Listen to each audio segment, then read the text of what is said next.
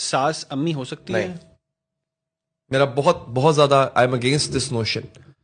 सास सास रहेगी और बहू भी बेटी नहीं हो सकती। सबसे बड़ा झूठ ये होता है, शायद सास अम्मी बन जाए, शायद सास मां बन जाए, अगर वो पहले बहू को बेटी मान ले तो। बेटी अगर 12 बजे सो के उठे ना, उसको ताना नहीं मिलेगा।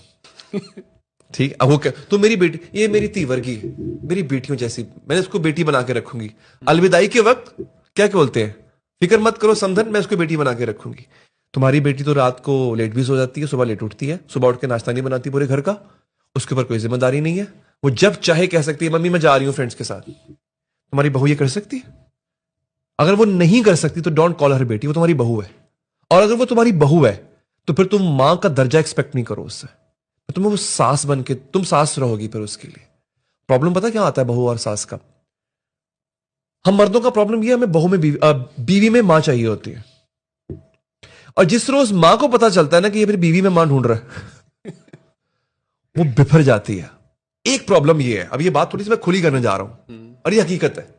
प्रॉब्लम इसमें सिर्फ ये है कि मां हार जाती है, मां 24 घंटे मां रह सकती है।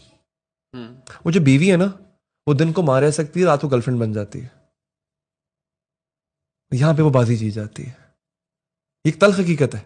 इसीलिए आप नोट करें कि वो जो मां होती है वो फिर जंग लड़ती है, वो अपने सारे हथियार निकाल लेती है। सबसे बड़ा हथियार क्या होता है? तू मेरा पुत्र ही नहीं तो मेरा बेटा ही नहीं। अच्छा, वो ये जब वो लड़का कहते ना कि मैं अफोर्ड करता हूँ, मैं सेपरेट होना चाह रहा हूँ, या फैमिली बड़ी एक्सटेंड हो गई है, घर में मसले मसाइल भी चल रहे हैं, तो मुझे इस्लाम कहता है कि मैं अलग भी हो सकता हूँ और होना चाहिए, तो हमारे यहाँ पे वो एक क्राइम समझा नहीं जाता? जिस तरह से वो मुंडा अलग हो गया, हाँ, उसको कहते हैं तो बड़ी अफसोस की बात है, तो माँ प्यो छड़ते ने। मतलब ये क्या है, इसमें क्या बुराई है? मतलब कभी भी हम इसको खुशी खुशी एक्सेप्ट नहीं करते, इसको हम एक बैड थिंग समझते हैं कि किसी का अलग हो जाना इट मींस कि बहुत ही कोई बुरी चीज हो गई है।